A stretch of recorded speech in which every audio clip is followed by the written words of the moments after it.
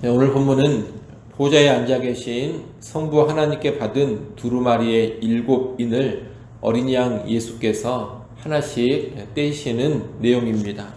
흔히 7인 심판이라고 하는데, 이 심판은 하나님을 대적하고 교회를 핍박하는 세상에 내려지는 심판입니다. 이 심판은 요한계시록에 기록된 그 당시로부터 예수님이 재림하실 때까지 이 세상에 계속해서 내려질 심판입니다. 1절로 8절은 첫째인부터 넷째인을 뗄 때의 내용인데, 말과 말 탄 자들에 관한 내용입니다. 이 말과 말 탄 자들은 구약의 스가랴서를 배경으로 합니다. 스가랴서에서 말과 말 탄 자들은 온 세상을 두루다니며 하나님의 심판을 대행하는 존재들입니다. 오늘 본문의 말과 말 탄 자들 역시 온 세상에 두루 임하는 하나님의 심판을 의미합니다. 첫째인을 떼니 흰 말과 그 탄자가 나옵니다. 그는 활을 가졌고 면류관을 받고 나가서 이기고 또 이기려고 합니다. 활은 전쟁 도구를 가리키고 흰색 말은 승리를 상징합니다. 로마 황제들은 전쟁에 승리하고 개선할 때 언제나 흰 말을 탔습니다. 그래서 흰 말을 탄 자는 전쟁에서 승리한 자를 의미하고, 그가 면류관을 쓰고 있다는 것은 강력한 권세를 가지고 있다는 것을 뜻합니다. 흰 말을 타고 활 가진 자가 면류관을 받고서 나가서 이기고 또 이기려고 한다는 것은 승리한 그가 계속해서 전쟁을 일으켜가는 모습을 보여줍니다. 결국 흰 말을 탄 자가 의미하는 것은 강력한 정복자가 일으키는 국가 간의 전쟁, 국제 전쟁이라고 볼 수가 있겠습니다. 국제전을 통한 심판이 흰 말 탄 자가 상징하는 겁니다. 둘째인을 떼니 붉은 말과 그 탄 자가 나타나 땅에서 화평을 취하고 서로 죽이는 장면이 나옵니다. 그리고 그는 큰 칼을 받습니다. 큰 칼은 땅에서 평화를 제거하고 서로 간에 죽이는 전쟁의 도구입니다. 붉은 말 역시 핏빛 색깔로 수많은 사람이 죽어나가는 전쟁을 뜻합니다.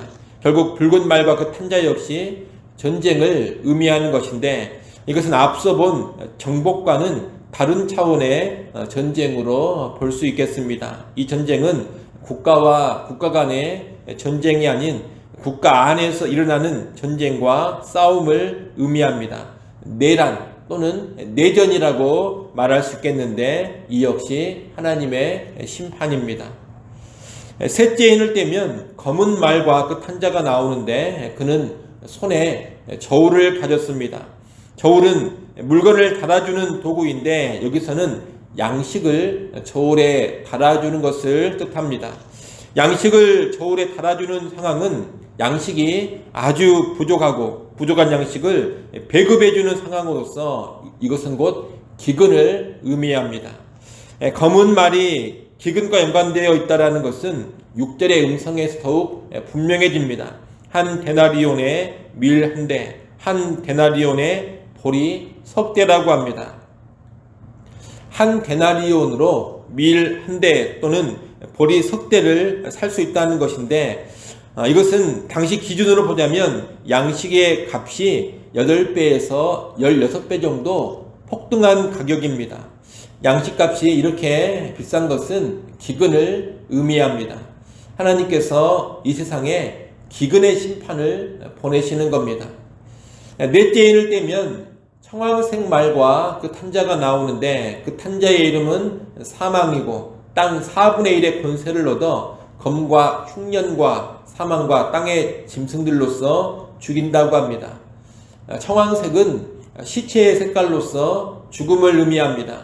청황색 말은 전쟁, 기근, 죽음, 땅의 황폐함으로 인한 짐승의 출몰로 인한 사망의 심판을 상징합니다. 이 사망의 심판으로 인해 땅의 4분의 1이 죽임을 당합니다.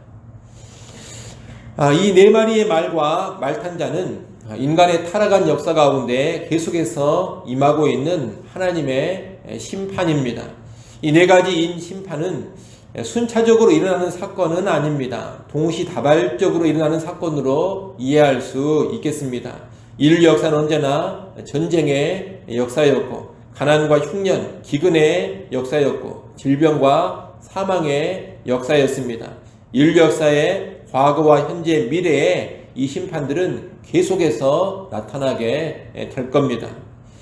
9절로 11절은 다섯째 인을 뗄 때의 내용입니다. 다섯째 인을 떼니 하나님의 말씀과 그들이 가진 증거로 죽임당한 영혼들이 등장합니다. 이들은 한마디로 순교자들입니다. 이 순교자들의 영혼은 제단 아래에서 10절에 기도를 드립니다. 10절 말씀을 여러분이 한번 읽어보십시오. 6장 10절 말씀 읽습니다.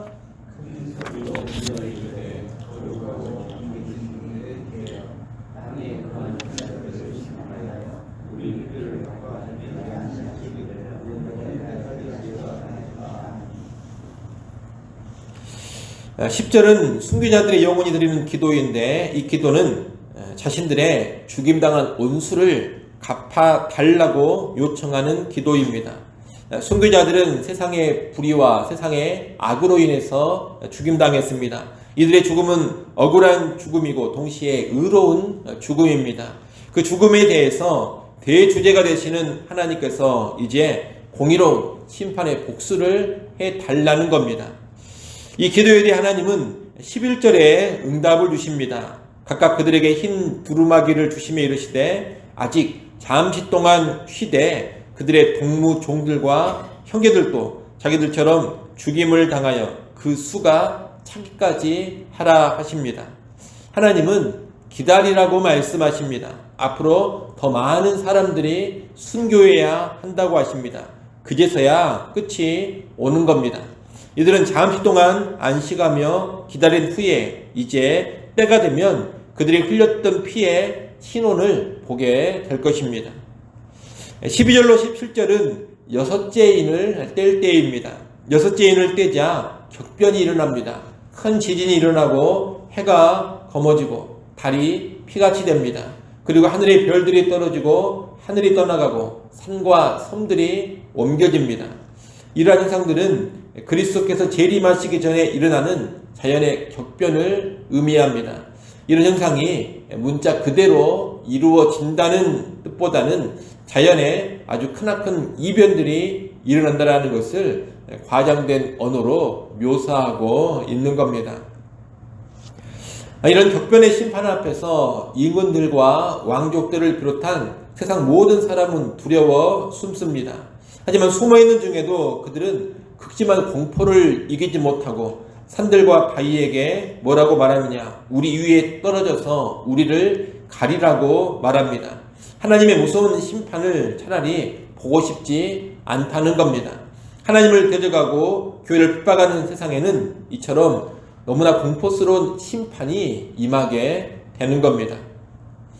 여러분, 첫째인부터 여섯째인까지의 내용을 간략하게 봤는데, 이 내용은 초림과 재림 사이, 예수님의 초림과 재림 사이에 이 땅에 계속해서 임하는 심판입니다. 세상은 하나님을 대적하고 그리스도를 거부하며 교회를 핍박하기 때문에 이런 심판을 받습니다.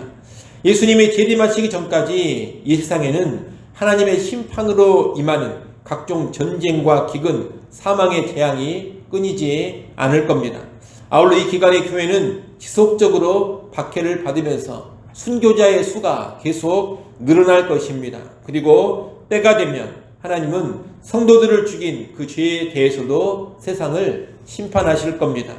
그 심판이 절정으로 나아갈 때 자연은 극심한 격변을 일으키며 재난을 초래하고 사람들은 극심한 공포에 사로잡히게 될 겁니다. 여러분, 우리 하나님은 심판하시는 하나님이심을 알아야 합니다. 하나님은 거룩하시고 공의롭기 때문에 결코 죄와 악을 간과하지 않으십니다. 특히 하나님을 대적하는 죄, 예수 그리스도를 거부하는 죄, 교회를 핍박하는 죄에 대하여 반드시 무섭게 심판하십니다. 우리는 이 심판하시는 하나님을 바로 알아야 하겠습니다. 그저 사랑의 하나님만이 전부가 아닙니다.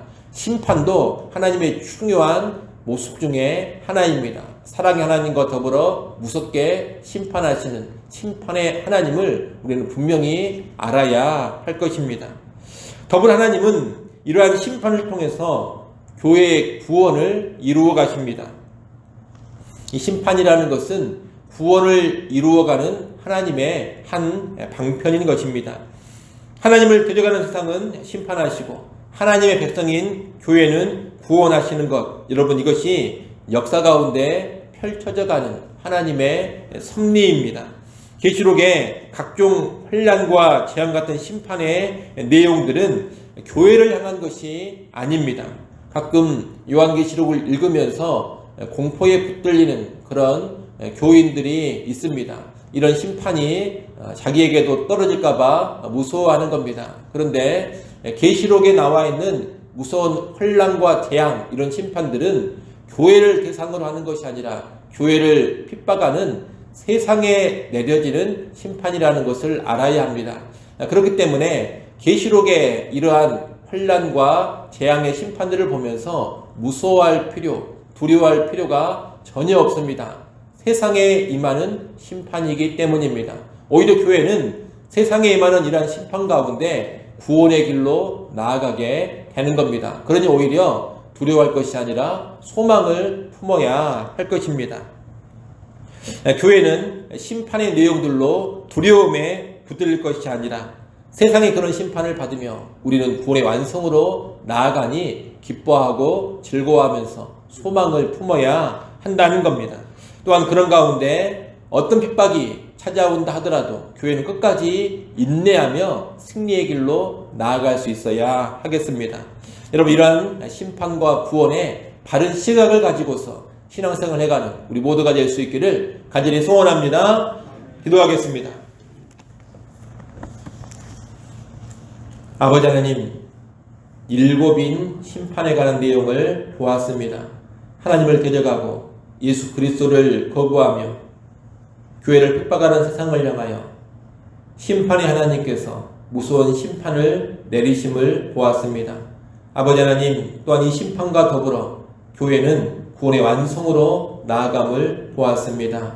하나님, 심판과 구원에 관한 바른 이해를 갖게 하시고 역사 가운데 펼쳐져가는 이 심판과 구원의 섭리를 잘 이해하며 이 땅을 살아가게 하여 주옵소서. 하나님을 데려가는 세상에 내려지는 심판, 또한 이루어져가는 교회의 구원을 밝히 보게 하시고 그 어떤 혼란, 핍박, 어려움이 있다 하더라도 우리의 믿음을 굳건히 지키게 하시고 최후 승리의 길로 나아가게 하여 주시옵소서. 아버지 하나님, 또 이 시간 하나님께 나와 기도할 수 있게 해주셔서 감사합니다. 우리의 모든 걱정과 근심과 염려는 다 내려놓게 하시고 오직 감사함으로 구할 것을 하나님께 아뢰게 하여 주옵소서. 감사함을 아뢰는 이 시간을 통하여서 세상에 줄 수 없는 하늘의 평안을 누리게 하시고 때를 따라 도우시는 하나님의 은혜를 누려가게 하여 주옵소서. 오늘 하루를 살아갈 때에도 늘 하나님과 동행하며 하나님께서 원하시고 기뻐하시는 길로만 나아가게 하여 주옵소서. 예수님의 이름으로 기도드리옵나이다. 아멘.